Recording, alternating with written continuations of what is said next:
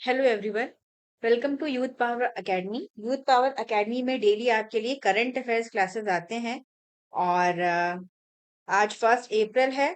और हमारी daily current affair magazines आपके एग्जामिनेशन को ध्यान में रख के बनाई गई हैं, जो कि काफी इंपॉर्टेंट है।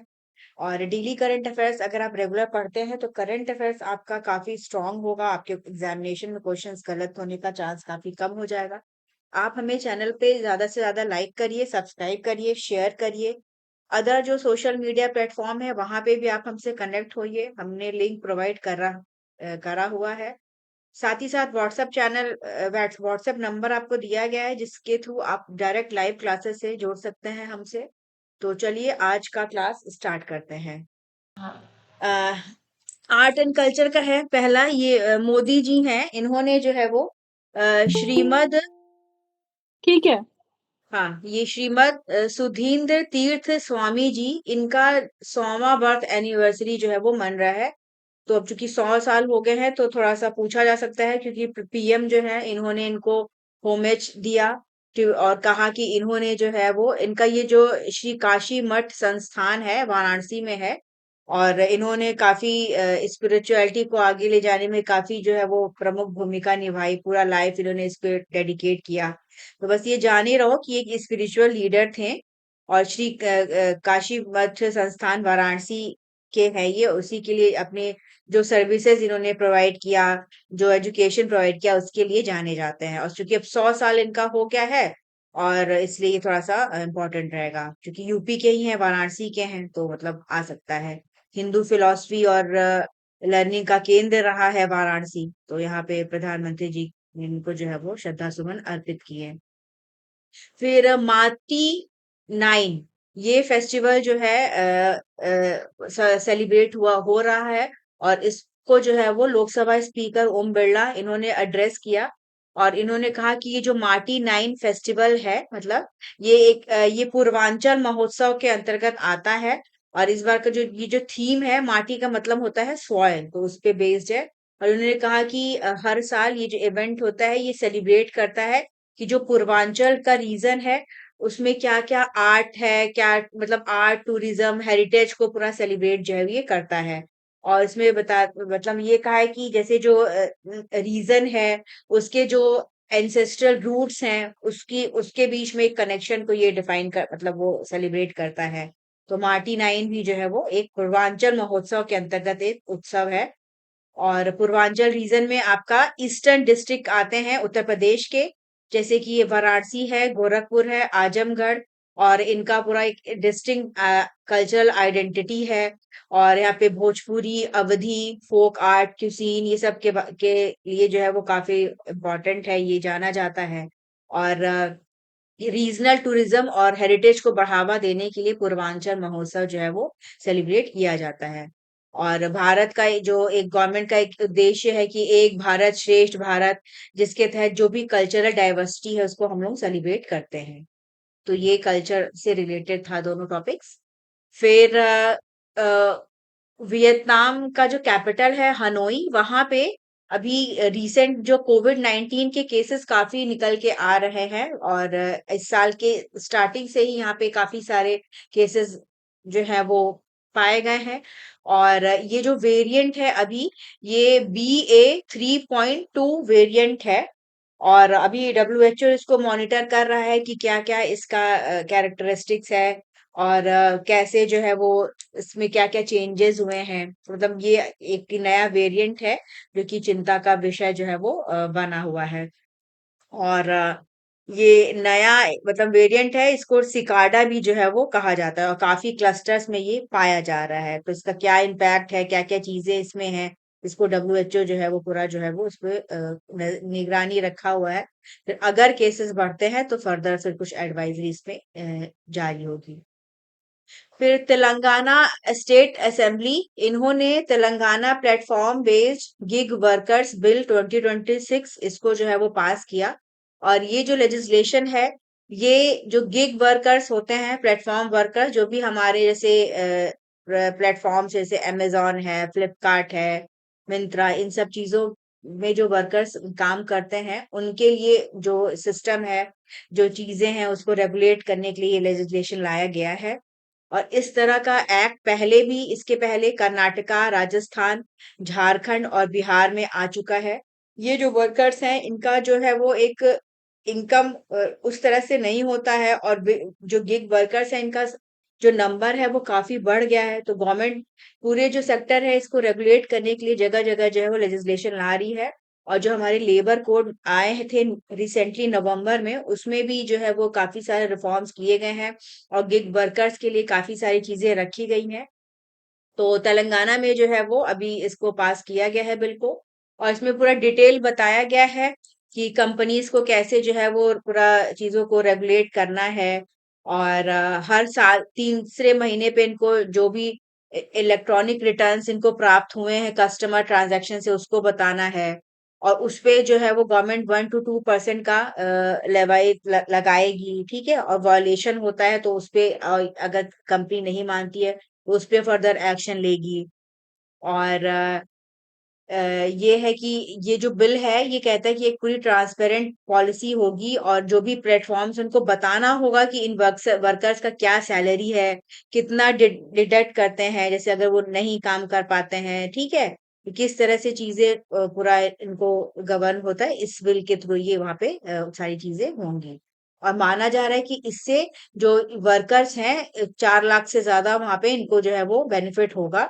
और इसके पहले राजस्थान जो है ये सबसे पहला स्टेट था जिसने कि गिग वर्कर्स के लिए कानून ले आया था। और ये कानून राजस्थान में जो है वो 2003 में आया था। फिर इसके बाद अभी रिसेंटली बिहार में भी लागू हुआ, झारखंड में भी हुआ, कर्नाटका में भी हुआ।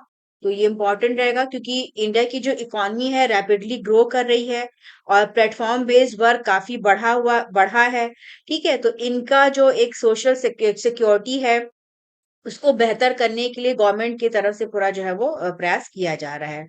और जैसे अब मैंने बताया कि राजस्थान में सबसे पहले गिग वर्कर्स को लेके एक्ट जो है वो पास कराया गया था 2003 में। तो ये भी इम्पोर्टेंट रहेगा। फिर जल जीवन मिशन 2.0 के बारे में जानकारी दिया गया। और जो गवर्नमेंट ऑफ इंडिया स्टेट के साथ पार्टनरशिप करके जल जीवन मिशन को जो है वो इम्प्लीमेंट कर रहा है। और इसका हर घर जल है अभियान जो कि 2019 से चल रहा है, इसके तहत हर रूरल हाउस होल्ड में कंट्री के जो है वो एश्योर्ड पोर्टेबल वाटर सप्लाई को इंश्योर किया जा रहा है कि सबको जो है वो बेहतर क्वालिटी का ड्रिंकिंग वाटर जो है वो मिले। और अभी तक इसमें जो है स्टार्ट से लेके 3.3 करोड़ जो रूरल हाउस होल्ड्स हैं उनको टैप वाटर कनेक्शन प्रोवाइड कर दिया गया है। फिर जल जीवन मिशन 2.0 इसके तहत जो अकाउंटेबिलिटी है, जो ट्रांसपेरेंसी है, इसको बढ़ाने का काम किया जा रहा है। और इसी में जो ग्राम पंचायत है उनको जो है वो हर घर जल डिक्लेयर किया जाएगा जब ये कंफर्म हो जाएगा कि उन्होंने जितने भी मैकेनिज्म है उसको प्रॉपरली फॉलो किया है, जो भी स्टेट और यूटी है, और हर में जो घर है उनको पानी का जो सुविधा है वो प्रोवाइड किया गया है। और साथ ही साथ इसको जागरूकता बढ़ाने के लिए, कम्युनिटी पार्टनरशिप बढ़ाने के लिए जल उत्सव जो है वो मनाया जाता है।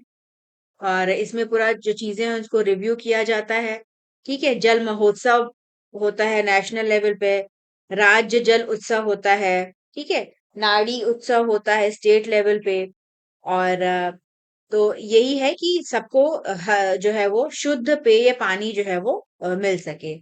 और जो जल जीवन मिशन 2.0 है इसका उद्देश्य यही है कि जितने भी ग्राम पंचायत हैं उनको हर घर जल जो है वो डिक्लेयर किया जाए।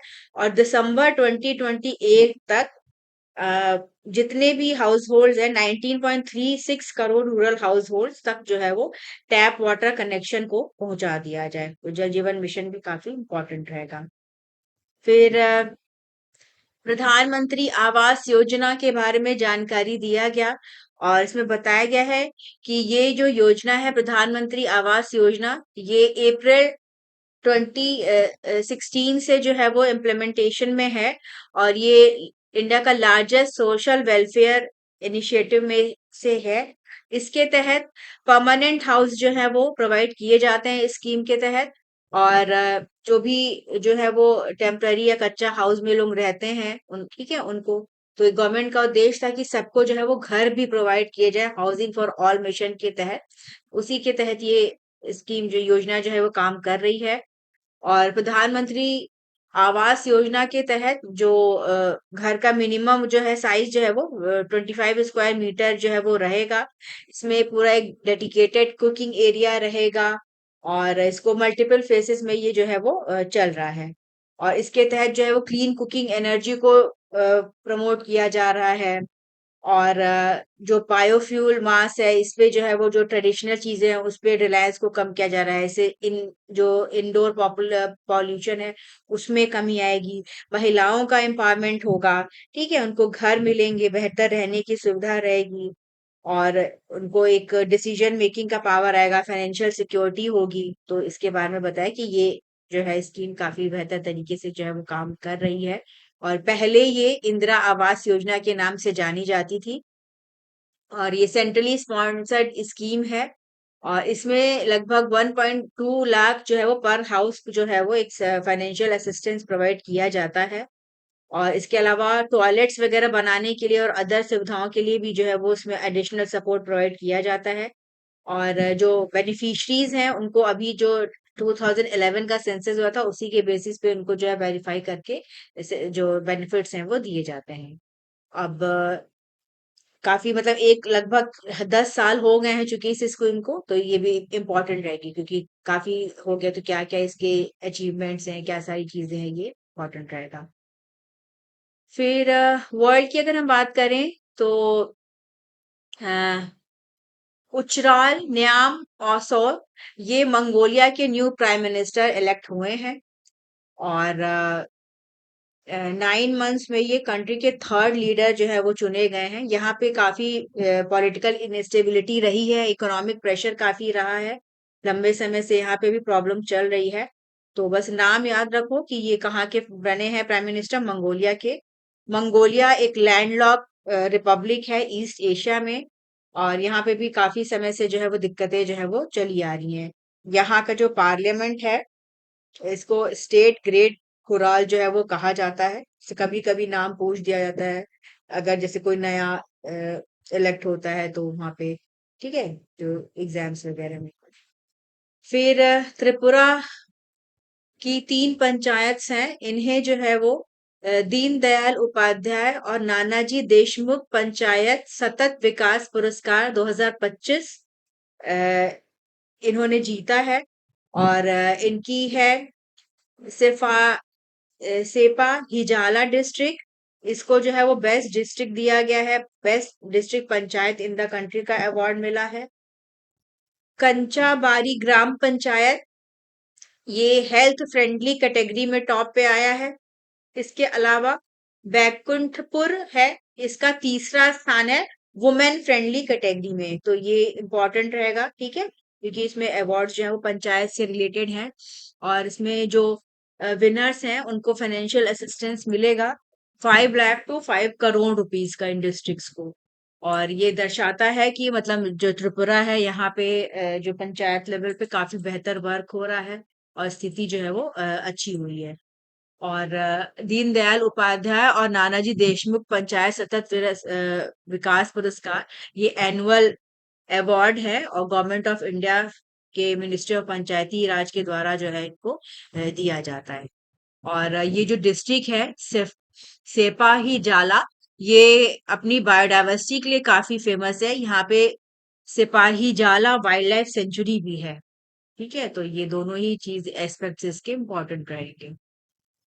फिर जैसे कि हमको पता है कि अभी काफी सारे 5 स्टेट्स में जो है वो चुनाव होने हैं, और चुनाव का पूरा स्कीम वगैरह आ गया है। और होम वोटिंग की फैसिलिटीज वह प्रोवाइड किया जाएगा।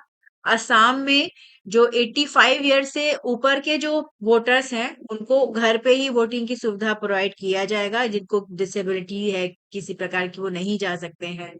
और इलेक्शन कमीशन ने बताया है कि 19,774 एल्डरली जो वोटर्स हैं अबव 85 ईयर्स, और इसके अलावा 6,000 से ज्यादा जो है वो डिसेबल्ड पर्सन जो है इनको जो है वो अप्रूवल दिया गया है रिटर्निंग ऑफिसर्स के द्वारा।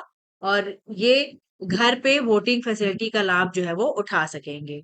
तो काफी सारी कॉन्स्टिट्यूएंसीज में जो है ये होम वोटिंग का भी जो है वो चल रहा है आसाम में। साथ ही साथ केरला में, पुडुचेरी में, यहाँ पे भी माना जा रहा है कि जो प्रक्रिया है वो 5 अप्रैल तक शुरू हो जाएगी। तो माना जाता है कि जैसे ऐसी फैसिलिटीज रहती हैं तो जो वोटिंग परसेंटेज है वो बढ़ता है, और एल्डरली जो पर्सन्स हैं उनका भी जो एक राइट है, राइट टू वोट, वो बेहतर तरीके से जो है वो उसको यूज कर पाएंगे। फिर अश्विनी भिड़े, ये एक सीनियर आईएएस ऑफिसर हैं और इनको जो है वो म्युनिसिपल कमिश्नर बनाया गया है ऑफ बीएमसी। और ये ऐसा पहली बार है कि कोई महिला जो है वो कंट्री की रिचेस्ट सिविक बॉडी है, ये बृहद मुंबई म्युनिसिपल कॉर्पोरेशन, इसको जो है वो लीड करेंगी। तो इनका नाम भी मतलब बस याद रखना कि ये है। और कल गवर्नमेंट का ऑर्डर आया और इसके बाद से जो है इनको ये अपॉइंट किया गया है। फिर और भी कुछ कुछ न्यू जो है वो अपॉइंटमेंट्स हुए हैं, जैसे कि इसमें चंचल कुमार हैं, इनको जो है वो इंफॉर्मेशन एंड ब्रॉडकास्टिंग सेक्रेटरी बनाया है। इसके अलावा वीर विक्रम यादव हैं, इनको जो है वो नया जो है वो डायरेक्टर जनरल बनाया गया है डीजीसीए का। तो ये दोनों इम्पोर्टेंट जो है वो नियुक्तियां अभी हुई हैं। फिर म्यांमार में मिंग ऑंग ह्लाइंग, इनको जो है वो इलेक्ट किया गया है as vice president of the country. और म्यांमार की बात करें तो वहां पे भी काफी समय से जो है वो पॉलिटिकल विवाद जो है वो चल रहा है। और 2020 में वहां पे जब जनरल इलेक्शंस हुए थे तो वहां पे आन सू कोई उनकी सरकार बनी थी, और उसके बाद से जो है वो उनको हटा दिया गया। फिर वहां पे जो आर्मी है उसी का रूल जो है वो रहा है। और स्टेट एडमिनिस्ट्रेशन काउंसिल मिलिट्री जुंता के द्वारा जो है वो 2021 से वहां पे गवर्नेंस जो है वो हो रही है। तो फिलहाल इनको जो है वो ये सीनियर जनरल और कमांडर इन चीफ है म्यांमार की आर्म फोर्सेस के। तो इनको वाइस प्रेसिडेंट जो है वो बनाया गया है। ठीक है। तो ये जो जो इन लोगों की नियुक्तियां हैं वो इम्पोर्टेंट रहेंगी। फिर न्याय सेतु एआई चैटबॉट, और इसका एक ऑफिशियल मैस्कॉट है दिशिका। इसको अनवील किया गया, दिशा प्रोग्राम ऑर्गेनाइज किया डिपार्टमेंट ऑफ जस्टिस के द्वारा। और जो ये न्याय सेतु है, ये एक voice first multi modal multilingual AI powered legal assistant है। और इसको इस तरह से डिजाइन किया गया है ताकि जो सिटीजन है वो आसानी से जो लीगल प्रोसेसेस हैं, जो उनके राइट्स हैं, उसको समझ सकें और जस्टिस को एक्सेस कर सकें। और इसमें सिंपल वॉइस और टेक्स्ट जो है वो इंटरेक्शन होगा। कई सारी इंडियन लैंग्वेजेस में इसको जो है वो बनाया गया है। और इसको जो बनाने का काम है, ये डिजिटल भाषा डिजिटल इंडिया भाषणी डिवीजन इन्हीं के द्वारा जो है वो पूरा इसको कंप्लीट किया गया है। ठीक है। और इसमें भाषिणी एएसआईआर या ऑटोमेटिक स्पीच रिकॉग्निशन जो टेक्नोलॉजी है इसको यूज किया गया है। साथ ही साथ मल्टीलिंगुअल एनएलपी और कन्वर्सेशनल एआई सिस्टम का यूज जो है वो किया गया है। तो माना जा रहा है कि ये जो सिस्टम है ये इससे जो है वो न्याय जो है जस्टिस जो है वो बेहतर होगा। और इसका मैस्कॉट याद रखो दिशिका। ठीक है। और ये एक मतलब डिजिटल फ्रेंडली डिजिटल इंटरफेस है ताकि जो है लोग बेहतर तरीके से चीजों को एक्सेस कर सकें। फिर भाषिणी की अगर हम बात करें तो भाषिणी जो है वो इंडिया का AI powered language technology initiative है। और ये ministry of electronics and information technology इनके अंतर्गत आता है। और इनका पूरा यही काम है कि डिजिटल तरीके से हर चीज को ये अपना कर रहे हैं। और इन्होंने इसको पूरा जो है वो अभी डेवलप किया है। कई मल्टीलिंगुअल है तो कई सारी भाषाओं में जो है वो इसको तैयार किया गया है। जैसे कोई कहीं का भी हो, किसी भी भाषा का उसको जानकारी हो, तो वो जैसे ये नया जो न्याय सेतु चैटबॉट है इससे बात कर सकता है। और असिस्टेंट जो है वो उसको आसानी से मिल जाएगा। तो आपको भटकना नहीं है, आप इस प्लेटफॉर्म से अपने आप को जोड़ जोड़ सकते हैं। और उसके बाद जो है वो किसी भी तरह की इंफॉर्मेशन जो है वो पा सकते हैं। और इसमें भाषिणी ने जो है वो श्रुतलेख सिस्टम का यूज किया है। ये रियल टाइम ट्रांसक्रिप्शन और मल्टीलिंगुअल ट्रांसलेशन का काम जो है वो करता है। ठीक है। तो न्याय सेतु और जो मैस्कॉट है इनका दिशिका, ये दोनों ही इंपॉर्टेंट रहेंगे। फिर इंडियन नेवी ने इनका second anti submarine warfare shallow water craft Malvan इसको रिसीव किया। अ, और इसको जो है वो कोचीन शिपयार्ड लिमिटेड के द्वारा बनाया गया है। और इसका जो नाम है, ये महाराष्ट्र का एक कोस्टल टाउन है, उसके नाम पे है मलवान। और ये अपनी रिच मैरीटाइम लेगेसी के लिए जाना जाता है। और ये छत्रपति शिवाजी महाराज से जो है वो जुड़ा हुआ था। तो इन्हीं के बेसिस पे उस ट्रेडिशन को फॉर आगे जो है वो ले जाने के लिए जो है वो इसका नाम जो है वो आईएनएस मलवान जो है वो रखा गया है। 80 मीटर लॉन्ग वेसल है ये, और ये 1000 टन जो है वो वाटर डिस्प्लेस करेगा। अंडर वाटर सर्विलांस के लिए इसको जो है वो रखा गया है। और काम करेगा। इसके अलावा ये एंटी सबमरीन वॉरफेयर ऑपरेशंस का भी जो है वो पूरा काम करेगा। और लो इंटेंसिटी ऑपरेशंस चला सकेगा। इसमें वाटर जेट प्रोपल्शन सिस्टम और एडवांस जो है वो सिस्टम्स लगे हुए हैं, जिसमें टॉर्पिडोज, एंटी सबमरीन रॉकेट ये सब हैं। तो आईएनएस मलवान इसको जो है वो इन्होंने रिसीव किया इंडियन नेवी ने। आज कई सारे जो है वो ये इस तरह के जो वेसल्स हैं वो इंक्लूड हुए हैं, तो इनके नाम इंपॉर्टेंट रहेंगे। फिर इसके अलावा जापान जो है, इन्होंने अपना पहला लॉन्ग रेंज मिसाइल जो है इसको अपने 2 बेसेस पे डिप्लॉय किया है।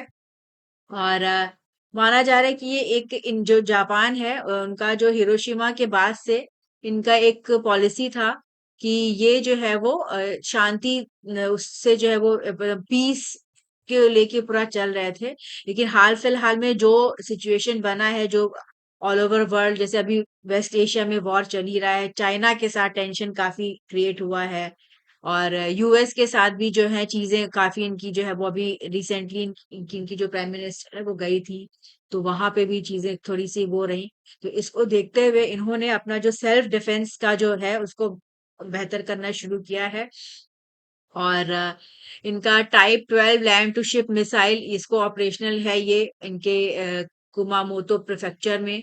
साथ ही साथ और भी मिसाइल्स वगैरह को ये भी डिप्लॉय जो है वो कर रहे हैं। तो मतलब ऑल ओवर वर्ल्ड अगर हम देखा जाए तो हर कंट्री अपनी सेफ्टी को लेके कहीं ना कहीं उसको एक शक है, तो वो इस तरह से पूरा अपनी को सिक्योर करने का काम कर रही है।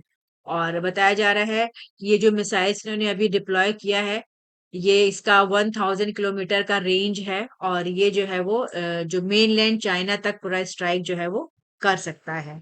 तो जो इनकी पॉलिसी थी वो उसको अभी फिलहाल जो है वो अपनी क्षमताओं को, डिफेंस कैपेबिलिटीज को बढ़ा रहे हैं।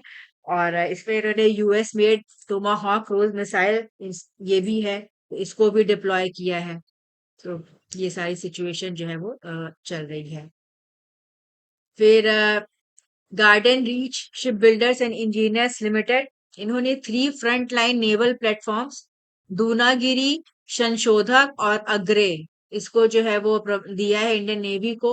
और दूनागिरी ये इसको इस तरह से डिजाइन किया गया है कि ये मिसाइल्स के थ्रू जो है वो टारगेट कर कर सकेगा। संशोधक ये सर्वे के लिए काम करेगा, जो कोस्टल एरियाज है उनका सर्वे का काम किया करेगा। और अग्रय ये जो है ये जो एनिमी की जो सबमरीन्स है इनको डिस्ट्रॉय करने का काम करेगा। तो इसके साथ ही जो हमारी जीआरएससी की जो डिलीवरीज है वो लगभग 118 वॉरशिप्स हो गई हैं। और इसमें 80 जो वॉरशिप्स है उसको इंडियन नेवी को दिया जा चुका है। तो अभी चूंकि हर जगह वॉर है, सिचुएशन टेंस है, तो ये सारी चीजें जो है इम्पोर्टेंट रहेंगी। फिर next generation offshore patrol vessel Sanchi, इसको भी लॉन्च किया गया 31 मार्च को। और ये जीएसएल गोवा में जो है वो लॉन्च किया गया। और इसका नाम जो है ये इंडियन मेथोलॉजी के उसमें है, डिराइव किया गया है। और पहला शिप है ये जीएसएलवी जिसको कि सांची नेम जो है वो दिया गया है। और इसका जो क्रेस्ट है ये उर्स मेजर, ये रेड और व्हाइट कलर का पूरा लाइट हाउस होता है, कॉन्स्टिलेशन होता है, उसके बेसिस पे इसको जो है वो रखा रखा गया है। और इसके अलावा जो है ये पूरा जो इसका निर्माण का प्रक्रिया है ये गोवा शिपयार्ड लिमिटेड और GRSC garden reach ship builders and engineers Kolkata इनके द्वारा जो है वो किया गया है। तो इससे जो इंडिजिनस क्षमताएं हैं वो भी बेहतर हुई हैं, पेट्रोलिंग जो है वो बेहतर हुआ है। इसको जो है वो माना जा रहा है कि ये भी एक माइलस्टोन है।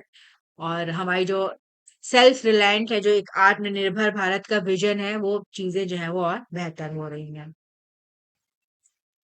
कल महावीर जयंती थी और इस पे जो प्रधानमंत्री मोदी हैं ये गुजरात विजिट पे थे अपने। यहाँ पे इन्होंने सम्राट संप्रति म्यूजियम, ये कोबा है में है, गांधीनगर में, इसका इनॉग्रेशन किया महावीर जयंती के उपलक्ष्य पे। ये जो म्यूजियम है ये जैन हिस्ट्री को डेडिकेटेड है और ये सम्राट संप्रति की जो लाइफ है उसको पूरा दिखाएगा, उनका जो शासन था और जो उनका नॉन वायलेंस का मैसेज था उसको ये आगे बढ़ाएगा। इसमें प्रधानमंत्री ने जो है वो पब्लिक मीटिंग्स को काफी सारी जो है वो एड्रेस किया और इसमें कहा कि ये जो कोबा तीर्थ है ये हमारा जो एक कल्चरल एथॉज है उसको बेहतर करेगा और नॉलेज को बढ़ावा देगा, ठीक है, स्पिरिचुअल प्रैक्टिसेस, सेल्फ डिसिप्लिन को जो है वो बढ़ावा देगा। और इसके अलावा इसी में इन्होंने जो है वो केनी सेमीकॉन प्लांट है, ये सानंद जीआईडीसी जो है वो Gujarat industrial development corporation Ahmedabad, इसका भी इनॉग्रेशन किया इस फैसिलिटी का।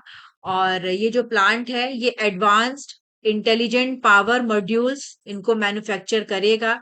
इससे जो इंडिया का सेमीकंडक्टर जर्नी है वो बेहतर है हो रही है। आईपीएम की बात करें तो काफी क्रिटिकल होते हैं जो ऑटोमोटिव और इंडस्ट्रियल एप्लीकेशंस हैं उनके लिए।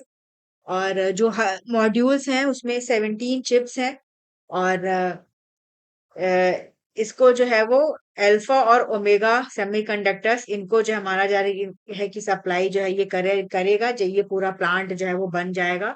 और इस प्लांट की जो कैपेसिटी है वो 6.33 मिलियन यूनिट्स पर डे है। और इसके अलावा इन्होंने वाव थाराड, ये बनास कांठा डिस्ट्रिक्ट है, यहाँ पे भी पब्लिक गैदरिंग को जो है वो संबोधित किया और यहाँ पे इनॉग्रेट किया इन्होंने 20,000 करोड़ का डिफरेंट डिफरेंट जो डेवलपमेंट प्रोजेक्ट्स हैं उनको। इसके अलावा दीसा एयरबेस, यहाँ पे ये डायरेक्टली जो है वो लैंड किए।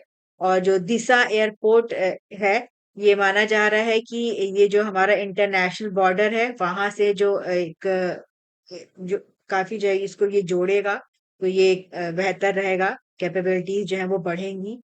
फिर इन्होंने यहाँ पे बताया कि खावड़ा रिन्यूएबल एनर्जी पार्क बन रहा है, इससे जो है वो 4.5 गीगावाट का इलेक्ट्रिसिटी जो है वो जनरेट होगा।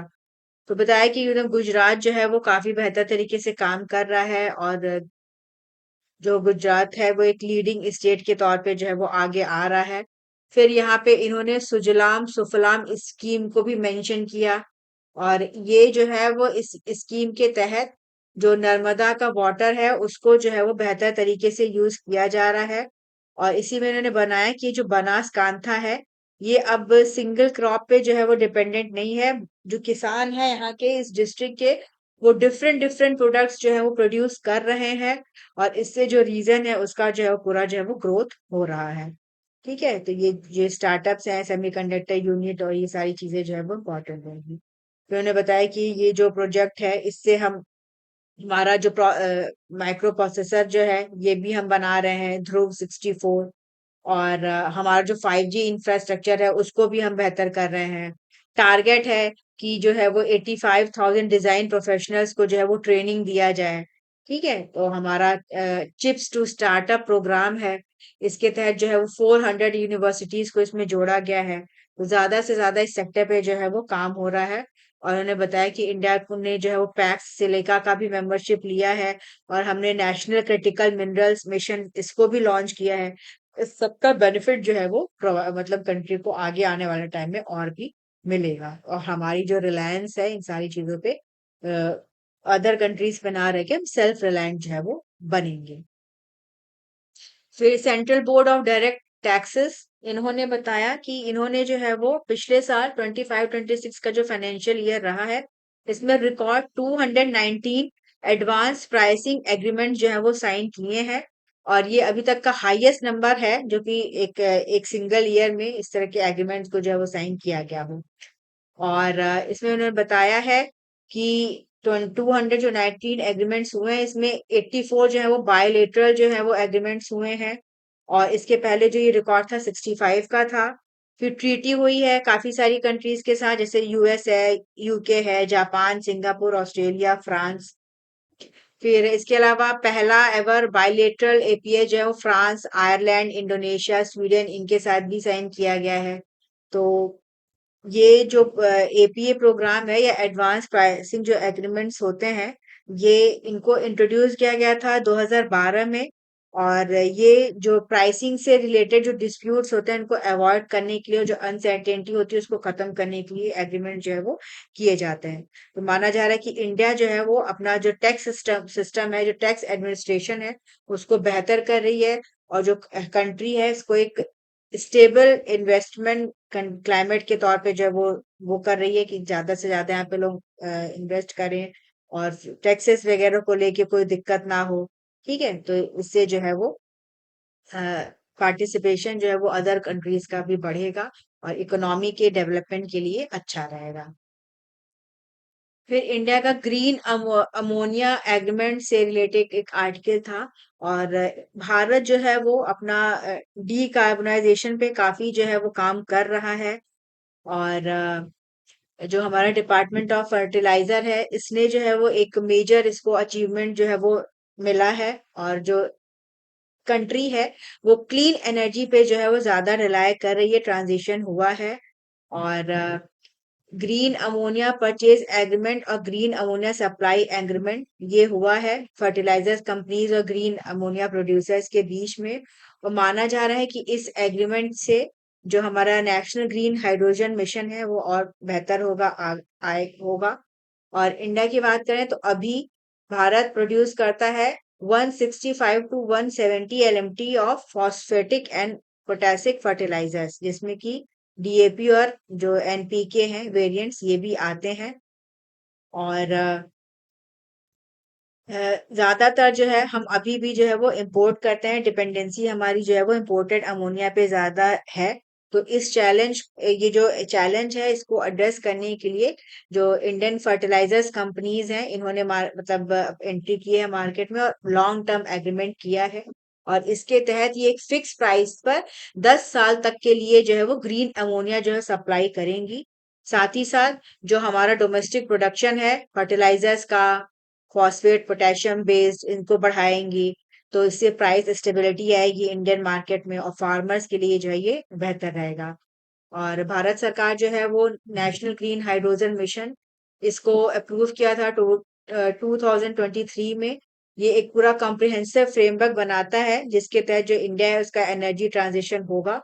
इनिशियली इसके लिए आउटले 19,744 करोड़ का रखा गया है।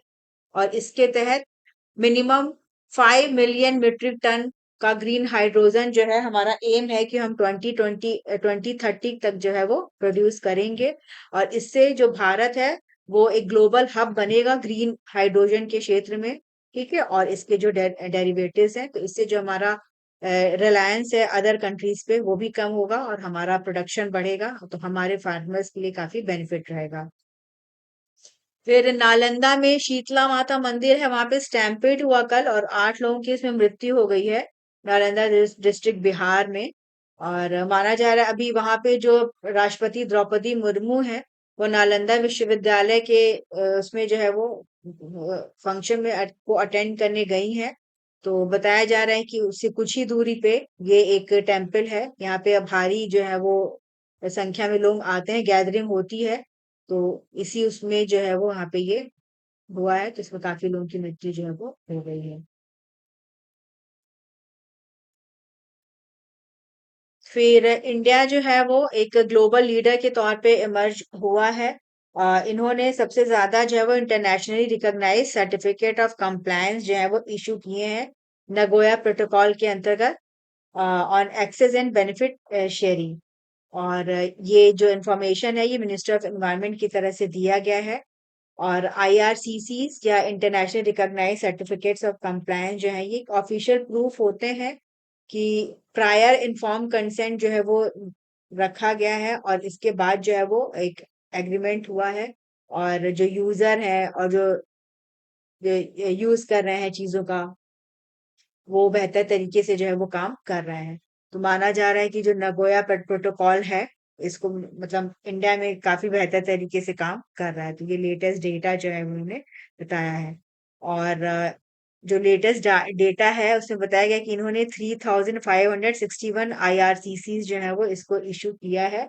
और वर्ल्ड वाइड अगर देखा जाए ये, तो 56% जो है जितने भी सर्टिफिकेट दिए जाते हैं उसमें इंडिया की तरफ से दिए गए हैं।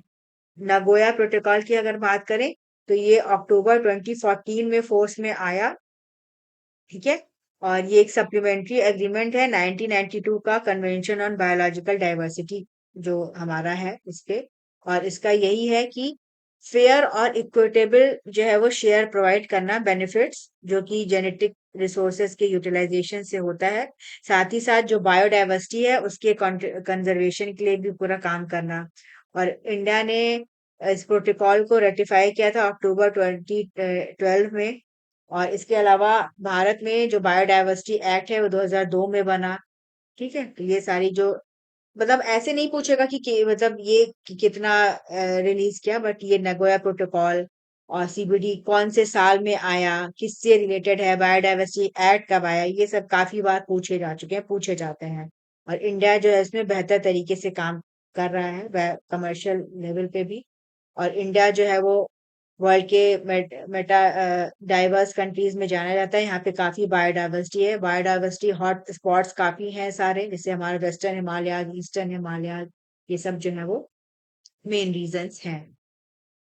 फिर अ, खार्ग आइलैंड है ईरान का। तो यूएस जो है वो ये प्लान कर रहा है कि इस आइलैंड को हम जो है वो सीज कर लें। और अभी जो वेस्ट एशिया है क्राइसिस यहाँ पे काफी बढ़ गया है।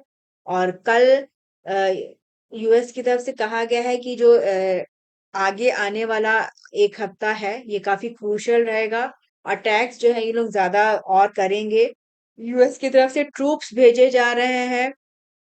ठीक है। आर्मी पर्सनल्स को भेजा जा रहा है। अगर हम बात करें तो पाकिस्तान जो है वो एक मीडिएटर की भूमिका निभाने को अपना उसने वो बोला था, तो वो बातचीत भी हो रही है। बट अभी कुछ फाइनल एग्रीमेंट नहीं हो पाया है। और यूएस कह तो रहा है कि हम जो है वो एक एग्रीमेंट करना चाह रहे हैं, बट उस एक्टिविटीज बहुत वैसी नहीं है। ईरान का भी कहना है कि अ, हम जो है वो कोई भी ऐसा जो है वो एग्रीमेंट नहीं मानेंगे जिसमें जो है वो हमारी जो क्षमताएं हैं वो एकदम कम हो या हमको प्रॉब्लम हो। ठीक है। तो अभी लग नहीं रहा है कि आगे आने वाले हफ्ते 10 दिन तक जो ये वॉर है ये एंड होगा। और इसमें जो खार्ग आइलैंड है इसके बारे में बताया था। इसमें जो यूएस प्रेसिडेंट है वो चाह रहे हैं कि जल्दी से जल्दी जो खार्ग आइलैंड है उसको पूरा जो है वो सीज कर लें। ठीक है। तो इसी के बारे में इसमें पूरा बताया गया है कि इसको कंट्रोल करने के लिए ये मतलब चाह रहे हैं। और इसमें बताया गया है कि 4 साल पहले भी जो है ये जब रशिया ने यूक्रेन पे इन्वेजन नहीं किया था, तो एक स्नेक आइलैंड था, एक था जिमिनी आइलैंड। ये काफी वाइटल एसेट के तौर पे वो देखे जा रहे थे वॉर में। फिर बाद में जो है वो इसका जो कंट्रोल है इनको वो जो है वो मिल गया। तो ये जो आइलैंड्स हैं ये भी जो है वो खार्ग आइलैंड की तरह है, कोरल आइलैंड्स है यहाँ पे। और यहाँ पे काफी मात्रा में जो है वो ऑयल और ये सारी चीजें जो है पाई जाती हैं। ठीक है। और ये काफी स्ट्रेटेजिकली भी इम्पोर्टेंट है। और ये ईरान का एक सेंसिटिव जो है वो इकोनॉमिक टारगेट है। और इस जो ऑयल का एक्सपोर्ट है काफी हद तक जो है वो इस आइलैंड से जो है वो होता है। तो अगर वो इसको सीज कर लेंगे और यहाँ पे पूरा वो कर लेंगे, उनका कहना है कि ईरान के लिए काफी जो है वो प्रॉब्लम होगी। तो अब यही है, तो अब देखना होगा कि क्या ये अभी आगे चीजें जो है वो हो पाती है। लेकिन हाँ, जैसे खार्ग आइलैंड है, इसका जो लोकेशन है वो इम्पोर्टेंट रहेगा। अभी चूंकि वॉर चल रहा है तो ये क्या कह रहे हैं क्या कर रहे हैं ये चीजें अलग है। बट जो इनका जो लोकेशन है वो ज्योग्राफी के पॉइंट ऑफ व्यू से इम्पोर्टेंट रहेगा, क्योंकि कभी कभी ये पूछ देते हैं जो की चीजें रहती हैं। अब जैसे कि खार्ग आइलैंड है, ये कोरल आइलैंड है पर्शियन गल्फ में। ठीक है। और ये ईरानियन कोस्ट से 50 किलोमीटर की दूरी पे है। फिर स्नेक आइलैंड है, ये एक स्मॉल रॉकी यूक्रेनियन आइलैंड है वेस्टर्न ब्लैक सी में। और इसको रशिया ने 2022 में सीज किया था। फिर स्ट्रेट ऑफ हॉर्मुज ये काफी जो है वो चला आ रहा है, तो इसका जो लोकेशन है, जो पोजीशन है ज्योग्राफिकली, ये सारी चीजें एग्जाम के लिए इंपॉर्टेंट रहेंगी और पूछा जा सकता है। ठीक है। यूनाइटेड स्टेट्स ने जो है वो वेनेजुएला पे तो अटैक किया, वहां के प्रेसिडेंट को इन्होंने जो है वो बंदी बना लिया था। फिर ईरान पे अटैक किया। फिर इसके बाद अभी इनका जो है वो क्यूबा पे भी काफी जो है वो इन्होंने रिस्ट्रिक्शंस लगाए थे, और वहां पे काफी फ्यूल क्राइसिस हो गई है। क्यूबा जो है वो वेनेजुएला से काफी ऑयल लेता था, अब चूंकि वहां पे जो है वो इन्होंने अपना वो कर लिया है, तो वहां से भी क्यूबा को ऑयल लेना जो है वो बंद हो गया है। मेक्सिको को उन्होंने धमकी दी है कि आप क्यूबा को सप्लाई मत करिए, तो इसकी वजह से वहां पे सीवियर जो है वो शॉर्टेज हो गया है फ्यूल का, और काफी प्रॉब्लम जो है वो फेस जो है वो करनी पड़ रही है इनको। और रशिया जो है वो क्यूबा का काफी लंबे पुराना जो है वो दोस्त रहा है, सोवियत एरा के टाइम से। और इनकी तरफ से जो है वो इन्होंने एक टैंकर अनातोली कोलोकिन, इसको जो है वो ह्यूमैनिटेरियन एड के रूप में जो है वो, जो कि वहां पे फ्यूल नहीं है, तो एज ए हेल्प जो है वो प्रोवाइड किया है, भेजा है। और उसके साथ अभी कोई घटना नहीं है, मतलब आराम से जो ये पहुंच गया है। तो अभी देखना होगा कि फिर आगे और चीजें क्या होती हैं। तो जैसे कि ईरान है, क्यूबा के साथ, वेनेजुएला के साथ इनका चल ही रहा था, क्यूबा के साथ भी काफी लंबे समय से इश्यू है। फिर कल ट्रम्प ने काफी सारे अपने जो एलाइज हैं, जो नाटो एलाइज हैं, इनको भी धमकी दिया है कि आप जो है वो अपना ऑयल खुद ही देख लीजिए। तो क्योंकि बाकी काफी सारी कंट्रीज ने जो है वो मना कर दिया है। जो मेजर कंट्री की अगर हम बात करें, तो स्पेन ने शुरू से ही यूएस का ये जो पूरा वॉर इन्होंने इनिशिएट किया है, इसको विरोध भी कर रहा है। और उन्होंने कहा है कि हम किसी भी तरह से अपने जो बेसेस हैं, आर्म बेसेस हैं, इनको ईरान वॉर के लिए नहीं यूज करने देंगे। तो मतलब ये सारी जो सिचुएशन है, ये काफी अभी जो है वो टेंस है। और ईरान के जो प्रेसिडेंट है मसूद पेजेंकियान, इन्होंने कहा है कि हम जो है, इच्छा है कि वॉर को हम जल्दी से जल्दी जो है वो खत्म जो है वो हो जाए, क्योंकि इसकी वजह से काफी सारे प्रॉब्लम जो है वो हो रही हैं। तो लेकिन अभी कुछ ऐसा बात, मतलब रिजॉल्व जो है वो इश्यू जो है वो नहीं हो पाया है, जिसकी वजह से काफी क्राइसिस अभी जो है वो चल रहा है। तो आगे आने वाले टाइम में भी जो है और चीजें भी अभी सही होने की गुंजाइश काफी जो अभी नहीं दिख रही है। फिर ऑर्बिटल गवर्नेंस को लेके एक आर्टिकल निकला था कि क्राइसिस है, और अभी जो अर्थ का जो ऑर्बिट है, यहाँ पे काफी जो है वो सैटेलाइट्स वगैरह को लॉन्च किया जा रहा है, काफी प्राइवेट प्लेयर्स भी आ गए हैं। तो माना जा रहा है कि जो ऑर्बिटल एनवायरनमेंट है वो काफी क्राउडेड हो गया है, और वल्नरेबल भी हो गया है। और इसकी वजह से थ्रेट्स काफी बढ़ रहे हैं, नए नए लॉन्चेस हो रहे हैं, प्राइवेट प्लेयर्स जो है वो मार्केट में आ गए हैं, और पूरा जो चीज है इसको गवर्न करने के लिए कोई स्पेसिफिक जो है वो रूल जो है वो नहीं है। और इसकी वजह से जो है वो काफी सारी दिक्कतें जो है वो हो रही है, कोई रेगुलर मैकेनिज्म नहीं है कि जैसे कोई ऑपरेटर है, वो अपना सैटेलाइट लॉन्च करता है, उसकी लाइफ एंड होने वाली है, जो डिब्रीज है उसको किस तरह से उसको ट्रीट करना है। और इसकी वजह से जो नए लॉन्चेस हैं उनमें भी इफेक्ट पड़ता है, और कहीं ना कहीं जो पूरा सिस्टम है वो खराब होने का एक डर रहता है। तो कोई, चूंकि अगर ऑल ओवर वर्ल्ड देखे, तो कोई क्लियर एक रिस्पॉन्सिबिलिटी या ये सब चीजें जो है वो भी नहीं है। और माना जा रहा है कि छोटा सा भी जो है डिब्रिस जो है अगर रहता है, तो उससे जो है वो काफी हद तक जो एक्टिव सैटेलाइट्स है उनको जो है वो लॉस होता है, प्रॉब्लम जो है वो हो सकती है, कोलिजन हो सकता है। ठीक है। और अभी जो हमारे इंटरनेशनल लॉज हैं, इसमें बताया गया कि आर्टिकल 6 है ऑफ आउटर स्पेस ट्रीटी, और ये एक इंटरनेशनली रिस्पॉन्सिबल जो है वो एक वो है, एग्रीमेंट है। और इसमें जो है वो बताता है कि जैसे जो नेशनल जो भी कंट्रीज हैं, कैसे उनकी स्पेस एक्टिविटीज होनी चाहिए, प्राइवेट जो प्लेयर्स हैं उनके लिए क्या क्या चीजें मतलब जो है वो होनी चाहिए। ठीक है। और डैमेज अगर कुछ होता है स्पेस ऑब्जेक्ट का, तो उसके लिए उनको जो है वो एक लाइबिलिटी भी जो है वो पे करनी होती है। ये कोई बहुत स्टैंडर्ड या एक्सेप्टेबल जो है वो नहीं है, जिसकी वजह से प्रॉब्लम जो है वो हो रही है। अब जैसे हमने देखा है कि एलन मस्क का जो स्पेसएक्स है, उन्होंने भी काफी सारी जो है वो मास में सैटेलाइट्स का जो कॉन्स्टलेशन है उसको लॉन्च किया है, और भी नए नए प्लेयर्स जो हैं वो आ रहे हैं। तो कहीं ना कहीं जो आउटर स्पेस है, वो भी पॉल्यूटेड हो रहा है, वहां पे भी जो है वो प्रॉब्लम जो है वो काफी बढ़ रही है। फिर डब्ल्यूटीओ का 14th मिनिस्ट्रियल कॉन्फ्रेंस, ये जो है वो याओंदे कैमरून में जो है वो हुआ, 30 मार्च को ये हुआ। और इसमें जो है वो जो मेंबर्स थे, जो रिप्रेजेंटेटिव्स थे, उन्होंने पार्टिसिपेट किया। और इसमें डब्ल्यूटीओ रिफॉर्म्स को लेकर, फिशरी सब्सिडीज को लेकर, और इन्वेस्टमेंट फैसिलिटेशन के इनकॉर्पोरेशन को लेके के जो है वो काफी सारे एग्रीमेंट वो हुए। E commerce work program, agriculture, इन सब चीजों पे जो है वो बात हुई।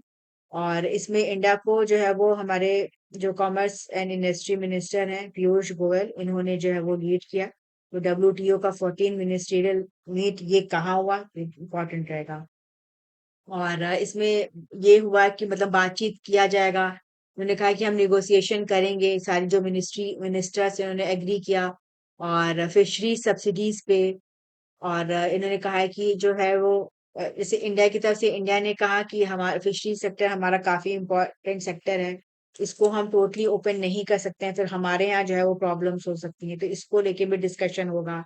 फिर फर्दर डब्ल्यूटीओ के रिफॉर्म्स में इलेक्ट्रॉनिक कॉमर्स को लेके, ट्रिप्स को लेके, इसमें सारी चीजें हुई। और कहा गया कि आगे जो है वो जेनेवा जेनेवा में ये मीटिंग होगा, तो हम जो है वो फर्दर इस पे पूरा बातचीत करेंगे। और इन्होंने कहा कि जो लंबे इश्यूज हैं, जो पुराने इश्यूज हैं, जो काफी समय से डब्ल्यूटीओ के पेंडिंग है, फूड सिक्योरिटी से रिलेटेड, स्टॉक होल्डिंग से रिलेटेड, इन सब पे जो है वो बातचीत हो। और इसको जो है वो एक पीपल सेंट्रिक अप्रोच को लेके इंडिया चलेगा। और अपने जो फिशरमैन हैं, अपने जो फार्मर्स हैं, उनको प्रोटेक्ट करते हुए बाकी चीजों को जो है वो आगे हम लेके चलेंगे। ठीक है, तो ये इम्पोर्टेंट रहेगा। और डब्ल्यूटीओ की जो मिनिस्ट्रियल कॉन्फ्रेंस होती है, ये हर 2 साल पे होती है। इसके पहले MC13 ये अबू धाबी में हुआ था 2024 में। ठीक है, तो ये इम्पोर्टेंट रहेगा कि इस बार का कहाँ हुआ और क्या क्या इसमें चीजें जो है वो हुई हैं। फिर आज जो नासा है उसका आर्टेमिस 2 मिशन, इसको लॉन्च होना है। ठीक है, और ये ह्यूमैनिटी का फर्स्ट लॉन्च होगा टू द मून 53 ईयर्स में। 32 story space launch system rocket है, और ओरियन स्पेस क्राफ्ट।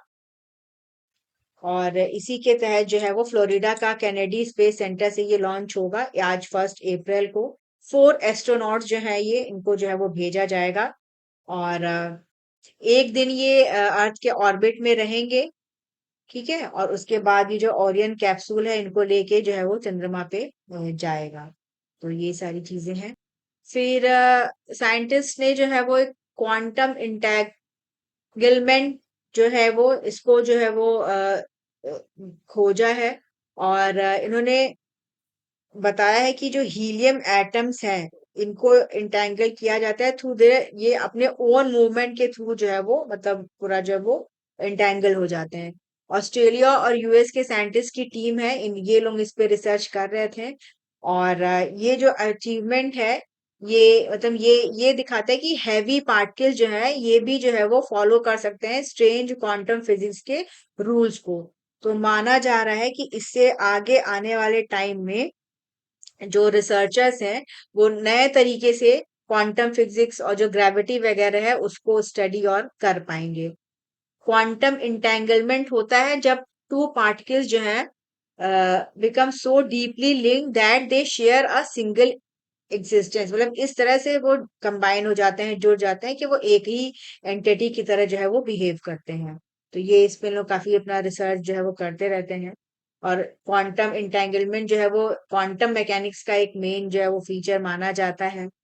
और इस पे काफी वर्क चल रहा है कि कैसे जो है वो फ्यूचर में इस पे और चीजें जो है निकल के आ सकती हैं, क्या क्या रिसर्च हो सकती हैं। तो ये है, तो ये भी इम्पोर्टेंट रहेगा।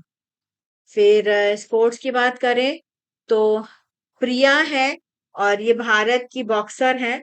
ठीक है, एशियन बॉक्सिंग चैंपियनशिप में इन्होंने जो है वो डोमिनेंट 5-0 विक्ट्री जो है वो अचीव की। और बॉक्सिंग चैंपियनशिप जो है वो मंगोलिया के उलान बतार में जो है वो चल रहा है। उनका नाम याद रखना कि भारत की तरफ से ये खेलती हैं, बॉक्सर हैं ये। ठीक है, उलान बतार जो है वो मंगोलिया का कैपिटल है और लार्जेस्ट सिटी है। फिर इसके अलावा अभी जो इंटरनेशनल ओलंपिक कमेटी है, इनका एक पॉलिसी है, और SRY टेस्ट, जीन टेस्ट, इसमें इसको लेके काफी विवाद हो रहा है। और जो SRY जीन टेस्टिंग है, उसको माना जा रहा है कि इससे काफी जो है वो प्रॉब्लम होती है फीमेल एथलीट्स के लिए। मतलब इसमें इस तरह से कुछ प्रोसीजर है, टेस्टिंग की जाती है कि पता किया जाता है कि एक्स किस में जीन ज्यादा डोमिनेंट है, वाई जीन किस में ज्यादा डोमिनेंट है। तो इंडिया की तरफ से भी जो कई सारे एथलीट्स हैं, जब इनका टेस्ट हुआ जाता है तो मान उनको जैसे बोल दिया जाता है कि ये जो है वो वुमेन के कैरेक्टरिस्टिक्स कम है, मेल के कैरेक्टरिस्टिक्स ज्यादा हैं, तो उनको अलाउ नहीं किया जाता है खेलने में फीमेल कैटेगरी में। तो इसकी वजह से काफी जो है वो प्रॉब्लम होती है। और ये जो SRY टेस्ट है, इसका लोग इसलिए भी विरोध कर रहे हैं कि बहुत ज्यादा स्पेसिफिक नहीं है। और इसमें माना जाता है कि अगर हर जगह का जो बॉडी टाइप है अलग है, पूरे अक्रॉस द वर्ल्ड अगर हम बात करें, जैसे हम देखिए अफ्रीकन का कुछ है, इंडियंस का कुछ है, साउथ एशियन का कुछ है, यूरोपियन कंट्रीज का कुछ है।